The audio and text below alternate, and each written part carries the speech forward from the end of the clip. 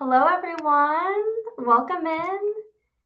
Thank you so much for being here today. We would love to know where you're tuning in from by using the chat.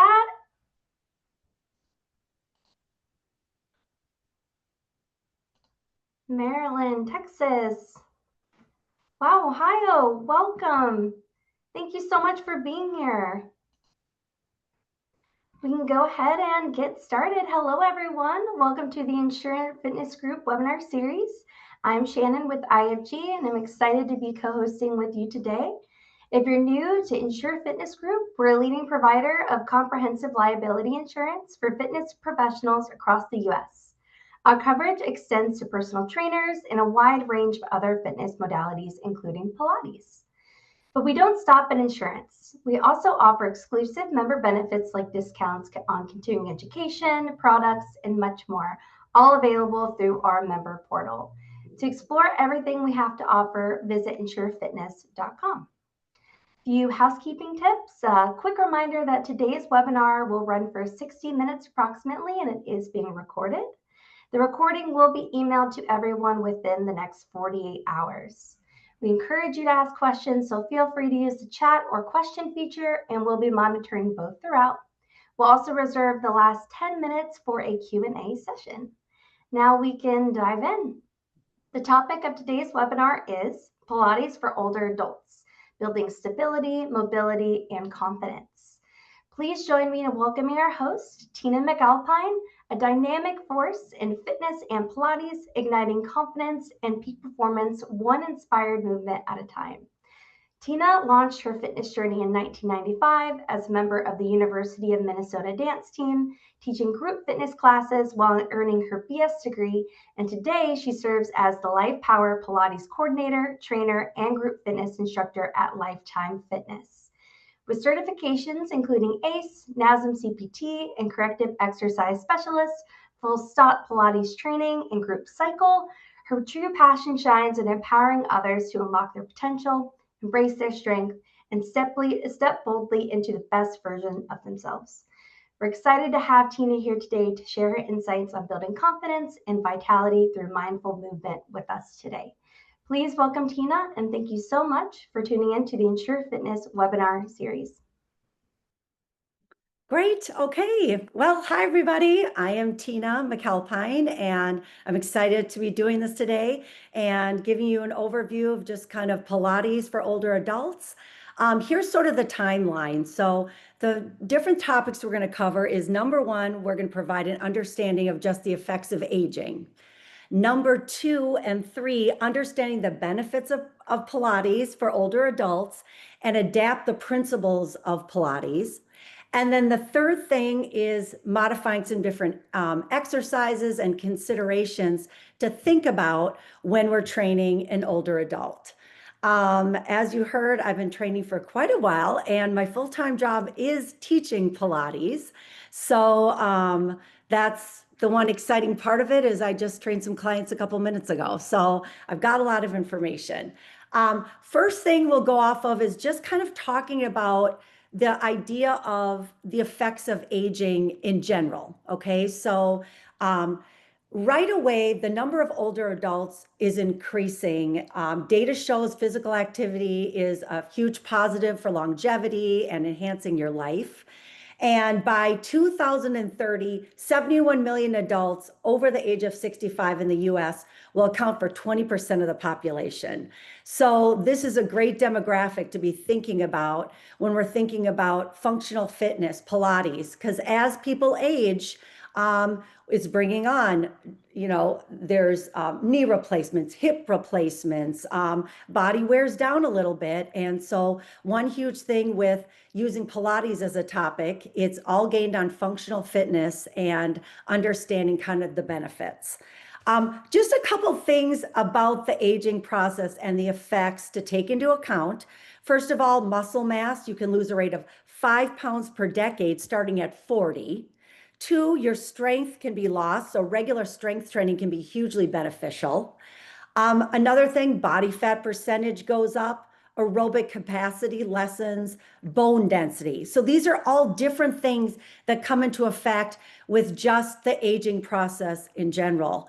And what I found interesting is I actually trained, I had a class a couple hours ago.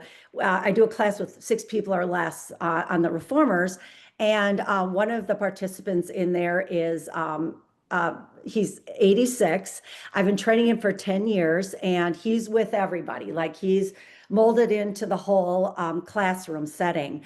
I even just noticed today just some cognitive things as far as um, kind of doing some different moves or maybe not understanding, maybe not hearing. And so I had to take a second look. I had to be really observant on those type of things just right off the bat and maybe think about, wow, we're talking about this today. So those are different topics that we're going to be thinking about just with the aging process. Okay, as we go on now, let's go into understanding just the benefits of Pilates and how it relates to an aging adult.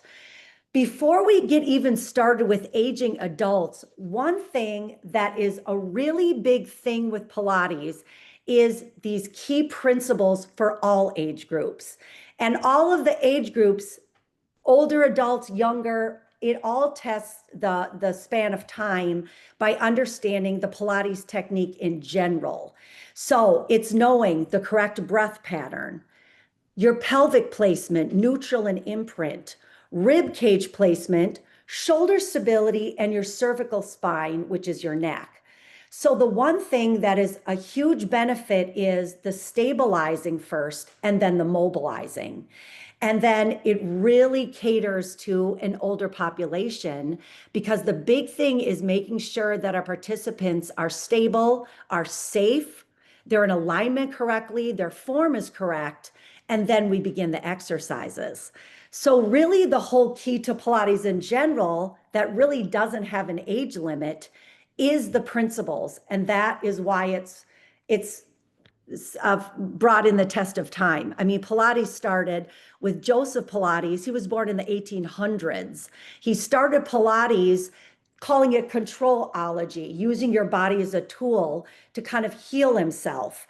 And it's grown. And through the span of time, we're still talking about it. And now it's grown even more popularity because of the way people are living now. People are living longer. We're hiking, we're doing, there's all these different things that we've incorporated with the test of time.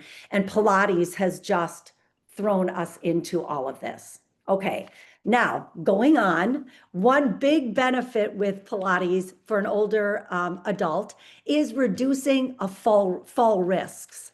So first of all, when you're doing Pilates and really ideally any kind of movement and strength training, muscle strength is a huge thing. So once we get stronger in our muscles, specifically kind of our lower body and our core, that is going to help stabilize us as far as, let's say, falling. Well, I live in Minnesota, so we're going to have ice and it's very slippery around here. So that is a huge benefit with Pilates and adding that strength into the workout, which is going to help provide better support for the joints. And one thing we do focus on a lot of, which I'm going to talk about more, is that core strength. But when you think of the core, it's your abs, your back, the muscles in your hips, all the center of your body. So that is your base of support. And when you have support, then when you go out into the world, you're able to tackle kind of everyday life and functional living, which is also part of reducing fall risks. Another thing with Pilates that helps benefit is it helps with your balance, which also helps with falling. So, for example, let's say I'm outside and there's ice and I'm getting ready to slip. Well, in Tina's Pilates class, we've been working balance. I've been on putting one leg up in the air. I've practiced going up and down. I've worked on going on my hands and knees and adding a leg lift. Those are different things I've already incorporated into class, working to get that in my muscle memory. So when, let's say I'm walking, I'm on unstable surface, those mechanics start to kick in because I've practiced that throughout my Pilates repertoire. And that's another huge benefit. The other thing is the practice on gait, how quickly we're walking, and kind of walking with a purpose and feeling comfortable and feeling more balanced. I actually have an example, and it's about my mom, which she'd probably be very self-conscious if she knew I was talking about her in this, but no one knows her, I'm assuming. Um, she's been struggling a little bit with walking, and I think she's so nervous on falling. And she's actually only 72 and she's a go-getter. But we had some different life things happen in our life. And she's gotten really nervous about things. She's living in a 55 and up community, and she sees a lot of older friends that are falling, which is causing them to have to go into a different living situation. So now it's in her head. And I've really encouraged her to do something like Pilates because, first of all, it just builds up your confidence. It gets you aware of your body. It gets you aware of balance, control. So when you're out into the world, walking and doing things, which might seem basic to us, it's going to give you the confidence, the strength, the balance to move about, walk, and try to avoid falling. So that's just like one of the benefits. The next thing would be, which I've kind of mentioned, is core strength and control. Core strength is one of the biggest benefits to Pilates. Every exercise we do in a Pilates repertoire starts with your core.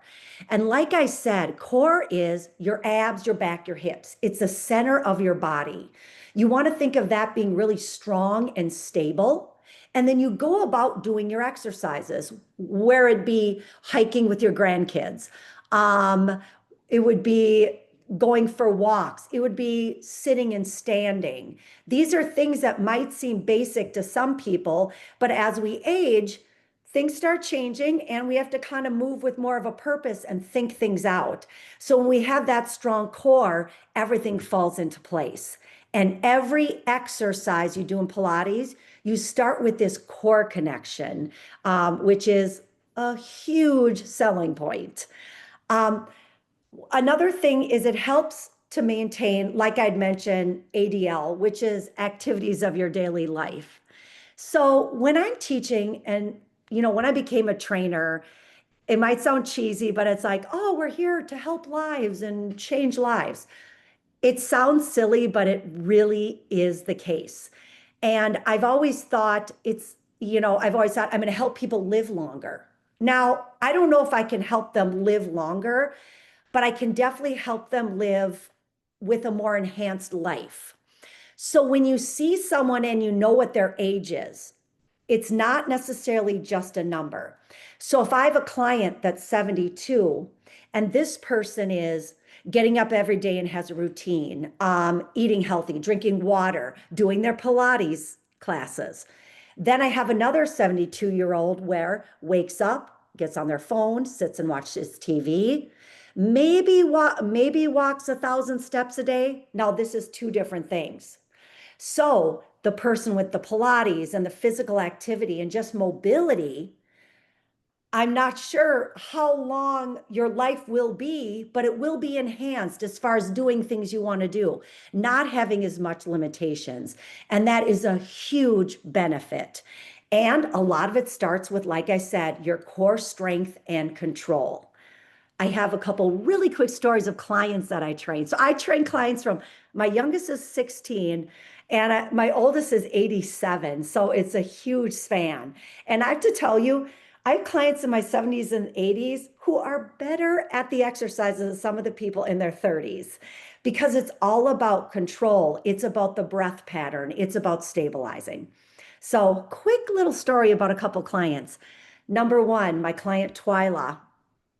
I trained her for about 10 years. And when she was about 83, she was saying just how much she's been loving the sessions. And this is what she went off of. She went out to lunch with her friends, and they're in a big circle, at a big table having lunch. And one of her friends dropped her pen and she couldn't pick it up. So my client Twyla had to pick it up for her. Now that seems like she can't pick her pen up. Like, this is exciting. Twyla can do those things, and not everyone in her friend group could. She also put on a blazer to go to lunch, and she's like, it was tight in my shoulders. I'm so excited. She's gaining strength. So that's one kind of success story. Another one is I have a client, Howard. I train him every Wednesday. I'm going to train him tomorrow at 7 a.m. He just got back from the Boundary Waters with his wife. He's 76. The two of them went into the Boundary Waters, and he was carrying a canoe, which is 45 pounds. I honestly am not sure that I wouldn't be struggling doing that. So these are success stories of the benefits that Pilates can bring, because Pilates is about functional fitness. Now, going back to the core again, because I want to stay on task with these slideshow. When the core is strong, the rest of the body can move better with undue pressure in the spine. You're able to move your limbs better. Things feel better because we've got that strength. One thing to also think about with the core and our abdominals in general is there's 4 parts to the abs. We've got our rectus abdominis. That's the front layer of the abs. That's kind of the six-pack appearance. You've got the side of your abs, your internal and external obliques. And then you have your transverse abdominis. That's the deepest muscle in your abs that kind of cinch in your waist. Now, when you do Pilates, we target all of that. And then you do kind of a pelvic lift and you Kegel. There's a whole series of things we do with Pilates to help give you that really strong base of support. Okay, going on to the next benefit. The next benefit is it supports your posture. So, well, what are the effects of bad posture? So let's think about this. If I were sitting all day like this, right away, I can make some assumptions. Maybe it's really tight right here. Maybe back here, it's not going to be very strong because it's always lengthened. So then I go out in the world and I'm walking around and doing things, but I'm starting to get achy. Now my back's hurting. There's a lot of things that happen if our body isn't in correct posture and alignment. Let's say when I'm standing, I've always got my hip to the side.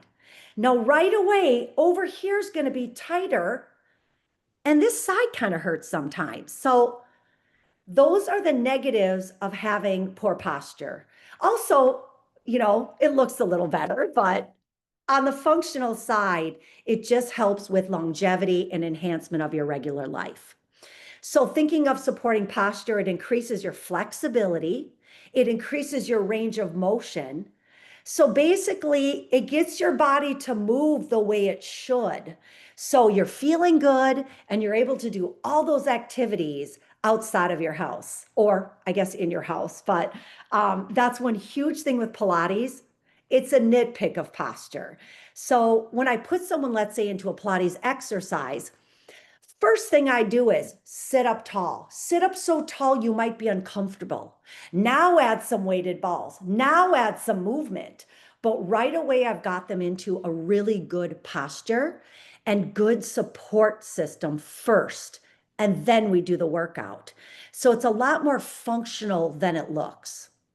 The other thing with the supportive posture is it aids in correcting muscle imbalances. So it's just natural for our lives to have a dominant side. Okay, so you can just even think to yourself personally, like, yeah, my right hamstring is always sore, or this shoulder is always so tight, but this one I'm able to move. So that's one thing to think about in life. It's natural to have imbalances. I personally play a ton of tennis. So I won't even get into all the imbalances I have right now, but one thing with Pilates is we do a lot of exercises where you have to do the right arm, then the left arm, the right leg, then the left leg. You have to balance on one side. So it makes it where you're forced to kind of use your non-dominant muscles. You're forced to kind of use the muscles maybe you don't want to use as much because they're not used to engaging. And that is a huge benefit to Pilates on that posture support. Okay, moving on. I could actually talk about this for like 5 hours, but we're condensing it. Okay, the next benefit is stabilization and seated alignment. It's kind of going along the terms of some of those other slides I just showed. But like we said, it's improving your posture. So it stabilizes your pelvis. It can reduce strain on the neck and back. So when I have good stability, like I'd said earlier, it alleviates tension other places. So for example, if I'm teaching someone an exercise, they're like, oh, when I do this, I'm okay. So let's say when I'm doing a bridge, I'm laying on my back and lifting my hips up and down. Okay. And they're like, I'm kind of feeling that in my lower back. So then I go, well, pull the belly button up and in, cinch in the middle like you've got saran wrap around your waist, and squeeze your glute muscles. Your glutes, that's your butt. Squeeze it. All of a sudden, they're like, wow, gosh, that helped. That took the pain out of my back. So it's finding the correct stabilizer muscles that are going to really help with strain. Also, too, let's say with the neck. A lot of times with life and myself personally, if you're like, overscheduled, you've got a lot of tension up here. One of the principles of Pilates is the shoulder mobility and stability. So let's say with the client, they're feeling it in their neck. So right away, I would go bring the shoulders down and back. Think of lengthening your neck. Right away, that's alleviating tension. And then when we go into exercises, I start small and then build. So that's one really good benefit of learning how to stabilize your body so it takes out undue tension. The next thing, just to kind of summarize on here, is the stronger core again. So the core muscles help support the spine and maintain your balance. And the Pilates exercises stretch and move the spine in all directions. So not only do we stabilize, we add mobility, mobility in kind of a controlled way. So with Pilates, let's say if I have a session with someone, I focus on flexion, extension, rotation, and lateral flexion. So you work the body in all the planes and you work on that mobility throughout, which becomes a huge benefit. We also try to not just move this way, we're moving laterally. So when you think of regular life, we're obviously walking back and forth. We're starting, we're stopping. But how many times are we moving laterally? How many times are we laterally flexing? We do it sometimes, but if we're not, those muscles start to get tighter. Those muscles start to lose that mobility. And then when something gets tighter, it pulls and then might cause, let's say, extra tension on your low back. So, for example, if I'm like, oh, my low back hurts, I can take kind of an educated guess. It's going to be more than just doing a couple cat stretches. We got to find out what's making your low back tight or hurt. Could it be a tight hip? Could it be a stabilizing issue? Are we not activating a certain muscle group? So one thing with Pilates, it's probably starting nitpicky, but it's really to activate the correct muscles, find the proper movement patterns, stabilize to get the body to work the way it should work. And that's where we get that alignment. That's where we don't have the injuries. So those are kind of some different benefits with this. And then to finish out this one, it establishes a firm base with the feet, stack the joints for maximum support, keep the hips and knees in the same plane, create core stability, which we've been talking about, relax your shoulders and align the spine. So that's kind of in summary what I've been talking about, just all of those benefits of just really stabilizing first. Okay, there's a couple more. The next part is Pilates supports emotional health. So I don't want to say it's just Pilates, it's physical fitness, it's movement. One big thing is, life satisfaction, feeling good, feeling confident. Um, if you have succeeded in a Pilates class or had an hour of just things that maybe you did something like, wow, I didn't know I could do that. Or it brings on like feeling good about yourself and bringing it out into the world. Um, I've had a handful of clients say to me before, this is the best hour of my day. And I was like, oh, wow, I feel so good about that. But inside, I'm like, wow, this is a big deal. Like us as fitness professionals, teachers, like we're affecting lives. And again, it's the cheesy statement, we're affecting lives. But it is a really big deal. It's a really big thing on just joy in life. And it's not just looking good. It's not just even moving right. That's great too. But it's also just euphoria. It's you know, it's just a positive. The other thing is the social connections. So first of all, the social connection could be between you and your trainer. And sometimes I say it's almost as if I'm like a therapist. They're blurting out their whole life. They start to feel comfortable. And honestly, it's one huge thing I love about being a trainer is you're meeting so many different people, so many people you wouldn't meet up in everyday life. Someone who's quirky, someone who's interesting, someone has a different passion that you don't know about. It is so fulfilling. And at the same time, you're giving those clients feedback, recognition, you're listening, you're seeing. It can be a really huge benefit to the people taking the classes, being your clients, being part of a group. I do teach a lot of group classes, so either large groups or I have groups with about like 6 people. And this emotional support helps with like, we're exchanging recipes. You're getting to know each other. So and so has pictures of their grandkids. Just think too about people. Let's say if we thought of an older population, once you bring on retirement, let's say you were a bigwig somewhere, you retired, now you wake up and what do I do now? So there's a lot of those different topics that happen as we age and, what's my purpose?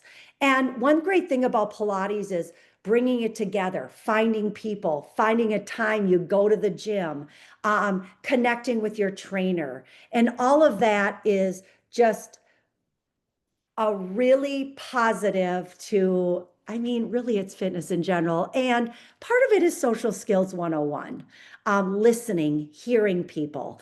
Again, I could talk about this for hours, but let's move on because we only have 1 hour. Let's go on to the next one, which is the breath and concentration. Now, breathing is huge in Pilates. Now, it's not, oh, you're breathing, obviously, but breath is a huge focus. So, just to nitpick the details, which you would dig deeper if you want to learn more training in Pilates, but with breathing, we inhale through the nose, exhale through the mouth like a straw. So, that's an example, just like that. The reason I'm doing that is I'm using my exhale as a tool to be more successful in the exercises. So when I'm first starting out, I exhale during the hardest part of the exercise. So it's already thought out. Now, like in the slide, it shows breathing is choreographed into the movements and sequencing. And it's for that proper breath. So a lot of times if I flex, I exhale. If I inhale, I extend. So there's a method behind the madness, and that's just a huge positive. I am a teacher that cues breathing like you wouldn't believe because it's such a benefit. When you think of our breath, and when we talk about fitness, we're doing biceps, triceps, we're talking about quads, but think of all the muscles and the things that we're using, even when we use our breath. So we've got our diaphragm, our external intercostals, our internal intercostals, the transverse abdominis, those deep ab muscles I mentioned. So just using the capacity of your breath is already a benefit. I know when I first started Pilates, and I usually do this exercise with people where I have them inhale. Then on the exhale, I count down 8, 7, 6, all the way to 1. And at the same time, you blow all the air out, you push your middle in, and you kegel. It's this whole series I do. And I remember in the beginning, I was like, oh my gosh, I can't even get to 8. Like my breath pattern.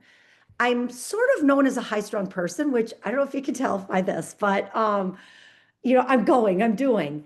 But the breath is such a huge benefit because it's this extra piece that they're not getting just with the structural stuff, but it's internal. And that's one huge benefit. The next thing is just going off this slide is the even and continuous breathing is an integral part of circulation. So just think of the circulation, the movement. Sometimes I'll even put some into a stretch, a stretch that like kind of hurts in a good way, not to get injured, but you want to feel it. Then I have them use their breathing to release. And so you can use your breath in so many different ways, and that is one huge benefit. Um, and that's the breathing. Okay, next. And I think we're at the end of the benefits of this presentation. The final one on the benefits is decreasing chronic disease. So right away, when you are doing fitness and Pilates in general, it is strengthening, it's toning. We're isolating the muscles. And so it will bring on a lot of positive results. Part of it is reducing the weight circumference and VMI. And it supports to increase physical activity expenditure via improvement in walking ability. So one thing, you're going to get more toned. You're going to start feeling better. Things are going to be fitting better. All those kind of things are going to bring on more movement, bring on more mobility, and also could help with chronic disease risk. So, for example, higher BMI raises the risk of several chronic diseases. So, cancers, gallstones, heart disease, high blood pressure, type 2 diabetes. So, in general, move, do. Use your breath, engage, stabilize. All this can be a big benefit in decreasing that chronic disease risk. It also improves symptoms of arthritis. So, kind of thinking of how Pilates would help with arthritis. So, for example, it's low impact movement. So, a lot of moves we're laying down, they're gentle, they're low impact on your joints, and there's no heavy loads. So don't get me wrong, it can be very difficult and challenging, but at the same time, it's gentle as far as impact on your body and the wear and tear. Huge benefit. So I can still kick people's butts, they can still feel it all, but you feel good too, and it alleviates tension at the same time. The next thing, it increases flexibility and range of motion for people with arthritis. So that also helps alleviate stiffness. The next thing, muscle strength, like we talked earlier. And again, that'll help support the joints better. Balance and posture, like we talked earlier. And just in general, pain management. I know there's times I get out of bed and I'm stiff, my heels are hurting, things like that. Once you get moving, you get feeling, you get breathing, these are huge benefits. It also may decrease risk of cognitive disease. Here's the one thing too with Pilates. At first, there is a lot to think about. And if we're trainers, we don't want to overwhelm our clients with all the principles because there's a lot going on. So I start small and I build. But when you're seeing someone doing Pilates, there's more going on than people can see. It looks like, oh, they're lifting 2-pound weights. I don't get it. But actually, you're using breathing. You're pulling the abs in. You're kegling. Your shoulders are back. Your neck's in alignment. So it's a mind game. It's a mind game. You've got to use your brain. You've got to think of coordination. So that's one thing that might help reduce the risk of cognitive disease. So it's thinking of all these kind of things. It's kind of the total package. Okay, going on now. Let's think of some considerations for older adults and Pilates. Okay, here's the first thing, and it's not on this slide, but I want to just be very clear. The first thing to consider is know your participants. So if you're training one-on-one, if you've got a group, you want to know them. So I know for me, first of all, if I'm teaching a class or it depends on the group, it depends on where we're taking this Pilates stuff. I'm showing up at least 15 minutes earlier. I'm staying late. I'm asking open-ended questions, not just, oh, you came to class? Yes. I would say, what brought you here? What happened? Things like that. You're going to find out a lot of things that you didn't realize, they didn't realize that you needed to know. Okay. Um, Also, what is your body language? Do you come in and you're like this? Are you in a rush or are you welcoming? Because when we're talking about bodies, when we're talking about aging, maybe who knows how you're coming in here? Maybe you had a stressful day. Maybe you don't feel good about your body. Maybe you don't usually wear workout clothes and you're uncomfortable. So it's you as a person and as a teacher to be welcoming and open-minded, and you just never know who's going to show up. So that's one thing you want to be aware of right from the beginning. Now, coming into it, if I'm thinking of an older population, right away I want to think there's a chance for balance challenges. So, first of all, it depends on how many you're teaching, or do you need to be near someone for a spot? Now, let's say I'm doing an exercise and I'm going to have them lift their leg, one leg up. I would have everyone up against a wall first, lift the leg, and then I'd give options. Maybe you're going to have your hands here. Maybe you have one hand touch. Maybe you have both touching. So make sure that you're ready for any kind of balance challenges. I know personally myself, even at my age, I have one side that is dramatically better at balance than the other. So really be aware of that and considering that when you're setting up, let's say, your class. Now, when I spot my clients too, I want to be careful, not be like, I'm going to go by Jim. He's 86.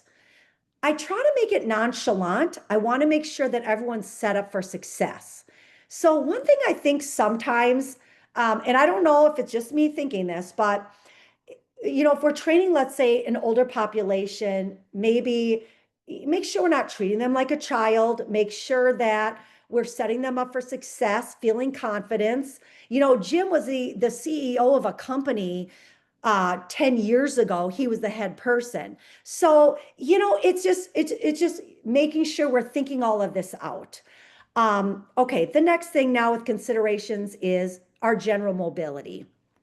Everyone's going to have a different mobility. So when you're setting people up, first of all, we're not all going to look the same. So let's say when I'm seated, they're like, sit up tall. I am. This is as tall as I can get. No, sit up taller. No, this is physically as tall as you can get. So just be aware of the limitations with mobility. Now, if I had limitations with mobility, I would maybe add a prop. I would have them sit on a chair. I would put something under their feet. So those are different things to consider when I'm thinking about the population and the general mobility. The next thing is inability to perform ground-based exercises. So now with mat Pilates, there are times with different age groups where laying on the floor is like, hey, I'm not going to do it. It's not going to happen. So you can transform all these exercises into seated. You can transfer them all into standing. There's a bunch of options. Also, when you're going in, be ready. So-and-so didn't tell you, but they were gone for a while. And now all of a sudden, they can't kneel. Well, I didn't know that. Well, they just told you, and class starts in 5 minutes. So one thing is just to be aware of all the different things that you want to consider. Range of motion, we mentioned that. Arthritis, we talked about that. And then also osteoporosis, something to consider. So one thing, let's say with osteoporosis, be careful to avoid deep twists, putting too much pressure on your rib cage, flexing your spine in certain positions. Now, really think that out. Now, I knew about osteoporosis because I talked to Susie before class started. We've gotten to know each other, and I asked these open-ed questions, and she mentioned osteoporosis. So that's one thing to be considering. Also, other specialized medical considerations. For example, if there's any hearing loss, vision, things like that. I make sure, sometimes I have music. Depending on the group, the music would be low. Maybe I have no music. Maybe I make sure to walk around more. In my studio, we actually just added a mic, a little mic that we use sometimes in some of the classes to make sure everyone can hear us. Now, with all of this, how are we going to know? First of all, we ask questions. I know about this because I talked to the person. So that is one huge thing. Also, too, I always go on the air of caution. I always give modifications and different choices for people. And that is number one. Okay, going on to key guidelines. First of all, I just want to say one thing off the bat. Even though someone's an older adult, you can still challenge people. And I feel like one thing I have a certain clientele that seems to come to me. And I've mentioned Jim before, he's 86. He's kicking butts. He's doing great. I push him out of his comfort zone. I mean, I'm not having him hang from the rooftop, but I'm adding little things that are challenging in a safe way. So don't hesitate to do that as long as they're stable, core engagement, and then you can add on. So I just want to put that on in a side note. Going on to some other key things, and some of this is summary I've been kind of saying all hour. Provide modifications that are in accord with the principle of Pilates. So I give modifications honestly with every age group because Susie had a rough day yesterday. She's going to do level 1, even though you know Susie's level 3. So always give choices. Next, create an inclusive environment by providing seated and standing options. Here's an example. So I have a class of 6 people, and the exercise is kneeling. Well, Joe just came in and he dropped in the class. Joe can't kneel. Joe had a knee replacement, and I know he can't kneel. So instead of being like, Joe, you get the box, everybody else is going to kneel right away, unless, depending if I know the people in another situation, we might do that. Otherwise, I'm not going to even give kneeling as an option. Everyone's going to sit on the box because everyone can get a great workout. Actually, it's harder in different ways. And Joe's going to also feel successful. So just kind of be aware of that when you've got a different classes with different groups. Also, if I'm the teacher and let's say I'm doing some of the exercises, I might do the modified version. It's not my workout, I'm the coach. So that's things you want to be thinking about and guidelines. Okay, next thing. Cueing can be verbal and nonverbal. So obviously verbal, I'm talking. Nonverbal, I'm using my hands, I'm showing, I'm doing. Just a reminder, there's 3 learning styles. You either hear, see, or feel.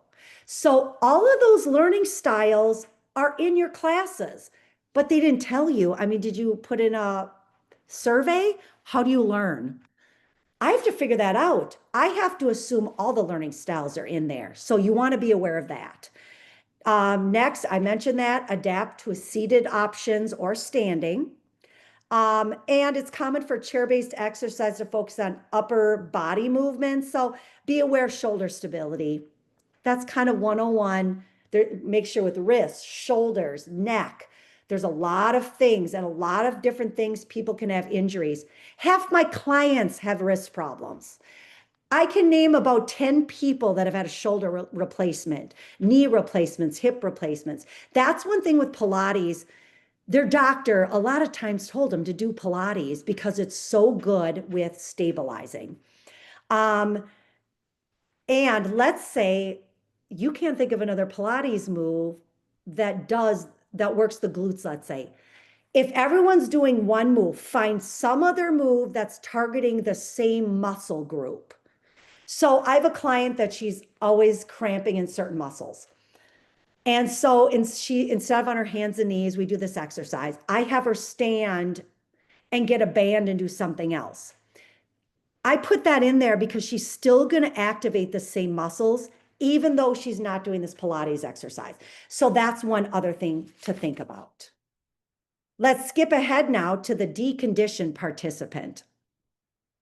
So deconditioned participant is just, again, asking questions, be aware, listen, look, encourage your participants, give them a feeling of success. This is one thing I love about teaching is you really get to know somebody and how to give them what they want and have them feel successful. Doesn't mean you need to baby them, but it means you need to kind of listen and see what they can do. So first thing is you can do everything with essential work. Everything can be so powerful with the basic move by just breathing, tightening, engaging. Focus on your spine, your neutral pelvis, spinal alignment, their everyday living. What are the functional things they're doing? How can you incorporate that? Also, in general, follow guidelines from supervising medical practitioners. Okay, that's the beginning. Make sure everyone has medical clearance. What did your doctor say? I would say that in the beginning with everybody. So let's say someone comes up to you and they have, let's say, a certain disease or something or certain ailment, but you haven't heard of it before. Like, okay, well, first, what did your doctor say? What do you know you can't do? They can give you these answers right away. And then right away, you go on the air of caution, you give modifications, and that's just like, let's say, a deconditioned participant. Um, you encourage low to moderate exercises where maybe begin with short bouts of exercise. I have a Pilates package where I give clients kind of 2 30-minute sessions a week, which I actually personally love because, first of all, they're getting it twice a week. It's shorter and it's cost effective because it's 30 minutes. So we all kind of win. And the more you do it, the more results you're going to get. And that's the deconditioned. Now, before we end, I want to just quickly show a couple things of props. And so we've got the chairs. With an older population, make sure you've got sticky mats for any kind of slipping. You could use balls between the knees for alignment. You can use this behind the knee for added challenge. You could use weighted balls. These are 2 pounds, but when I'm teaching, I've got 1, 2, 3 pounds. Light weights can go a long way in Pilates. I'm also equipped with a lot of props. I've got cushions for heads. Here's one for your neck when they're laying down, which helps get their neck in place right. If I've shoulder things, I've got shoulder pads. Now, if I just showed up at the community center and subbed a class and they have nothing, roll a sweatshirt, put it between the knees and squeeze it. So those are the things that I would do just in general is to be prepared. So that's the one thing, come prepared, research, plan. Well, and that's all the material. Okay, do you guys have any questions? Hi, Tina. Hi. Hi, thank you so much. That was awesome. We were receiving a bunch of positive feedback in the chat. We do have some questions geared up and ready to go, so we can kick Okay. off the Q&A. We did have a question from Angela around the CEUs. She was just asking if we do offer the CEU for this webinar. Yes. Okay. Glad. Thank you for bringing that up. So first of all, oh, yes. And here is the slide. Okay. First of all, for coming today, right away, you get the 1 credit. It's on the screen. So if you attend, you get the 1 needed continue education and you reach out to Darcy to claim those. So you get that right away. Now, if you're thinking, I love this, sounds so great, and I want to do the Pilates mat certification online, you get $100 discount today if you sign up. So it's posted right there where you receive $100 off and you go in, you plug in Need a Pilates 100 at checkout and you'll get that 100. And that's a great discount. And one thing too with Pilates is maybe you're not going to teach it. Maybe you're just going to do it. Maybe you're a personal trainer and want to add. But one great thing about the level 1 mat training is it teaches you these principles that you can take outside into everything because it's all about that functional fitness. Awesome. And I just want to note, we'll include the instructions on how to get the CEC and the offer details in the post-webinar follow-up email, where we will also be including the webinar recording and the slides from today. A question from Sheila. Would you want those who have more physical issues to do private sessions before moving into a class setting, or would you place those in similar classes for the social aspect? Um, in a perfect world, one-on-one would be the way to go. However, it's costly. So that's the one thing that would be a deterrent. But the one thing with Pilates is really understanding the principles and understanding the stabilizing first.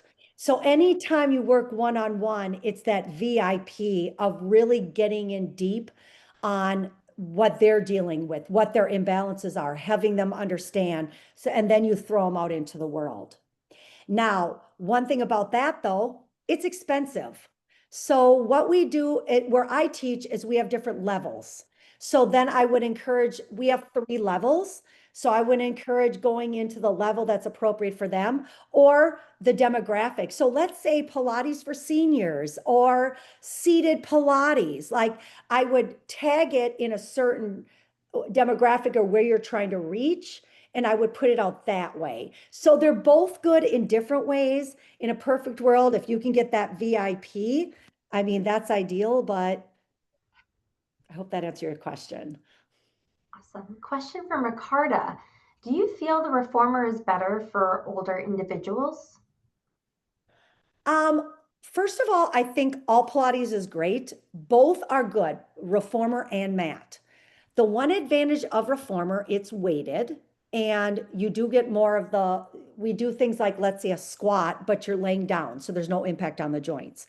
Sometimes when you're first learning, it does help because you've got that weight, which gives you feedback. So sometimes it might help you feel it a little better and understand. But mat can also be powerful. The one thing with teaching, though, is being really knowing the material as a teacher to help guide people through learning the principles, using the breathing and stabilizing. And you're using more of your body as a tool. One thing I would definitely recommend is having like a squishy ball, having weights, having cushions, things like that will really help set them up for success so you can enhance the mat series even better. Awesome. Question slash comment from Laura. If you don't give options, you're taking away the participants' right for self-awareness and personal growth. I have found that chair Pilates is challenging for extension work. We go to standing options with the chair for stability and support. Any ideas for extension seated aside from side seated with knee below hip? Side seat. Well, just extension work, you could, okay, let me see. I'm on a chair. I'm gonna see if I can try to do it. So you're here, you could just go back and forth like this, having them hinged forward. You could also go back and then add a lift. And it's almost like coming back and tapping and go back like this. It's those kind of things. The other thing is just doing really good cueing to activate those upper back muscles, to pull the middle up and in. But you know, the one thing with being seated is kind of that stabilizing part first. So it does take on, you know, kind of a limited range of motion. Question from Humberto. What do you guess is the percentage of deconditioning people showing to Pilates? Um, I mean, I'd have to throw out a random percentage, so I really can't say. There's so many different types of people that go to Pilates because it's so broad. So I'll have someone where I've trained elite athletes before because they want to enhance their sport. And then I'll train someone who has an injury because their doctor told them to come with hip replacement, back surgeries, knee replacements. Then I will get a category of, let's say, more deconditioned. The one thing about Pilates, you can work a little gentler, you can go a little slower, you can lay down for half the workout. So technically, it might feel a little more welcoming to someone who's a little more deconditioned because we can really add a lot of modifications and they can feel more comfortable versus like, let's start doing squats and doing a boot camp. So I could see where sometimes people feel a little more comfortable going into a Pilates setting because it does start out slower and it starts out smaller. Now, and that's not just because someone's deconditioned. The one thing with Pilates is I could throw you into a lot of choreography and maybe you could do it, but we really need these principles first of the breath pattern, the core engagement. So it does start out slower. So let's say maybe a more deconditioned person might feel a little more comfortable in that setting. Awesome. We do have a couple more questions. One from Olivia. How would you adjust Pilates principles to populations such as individuals with Parkinson's disease? Great question, because I have a client that just found out she has Parkinson's. I can tell you that because you don't know who it is. But anyways, well, first of all, one thing with Parkinson's is stretching. That's a big one. Also, now my one client has really come into a lot of imbalances. And she wants to work her balance, but I'm really careful with making sure she's holding something. I'm nearby for spotting and I'm setting her up for success. So I pick a couple of things that I know she can do.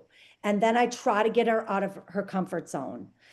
Also, one thing with Parkinson's is to do some different things where you have to use your mind.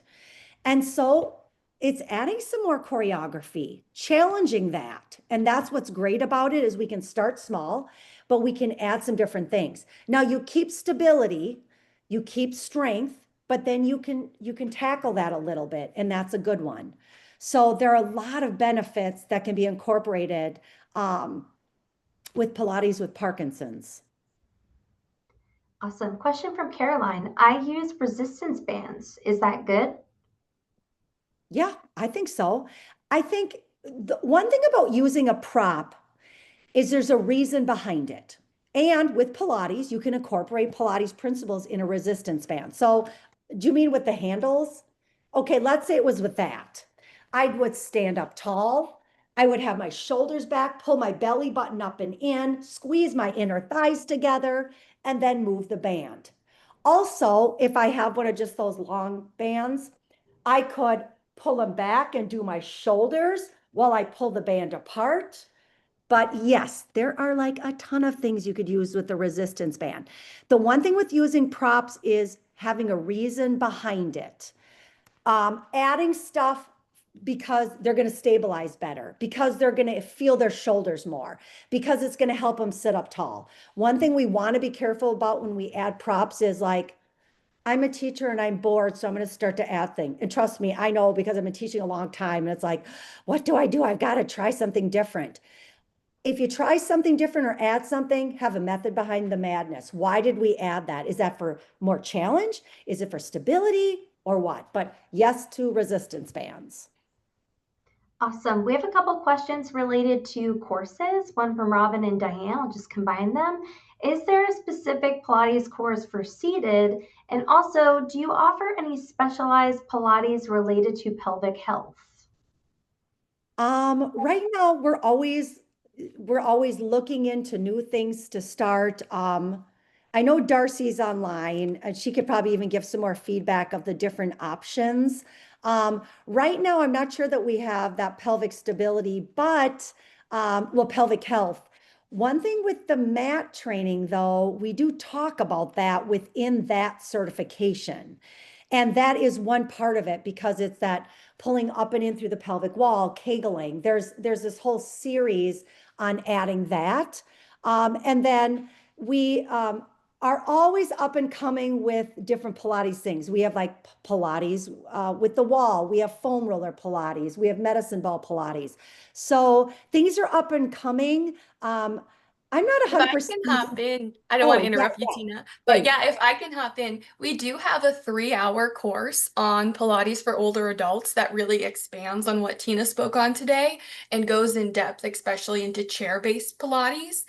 So it's adapting exercises from the floor, from the mat, into a chair-based setting. So we do have a 3-hour option. We actually have one coming up this weekend, and we offer that virtually roughly about every month or 2 months. That's usually on our schedule.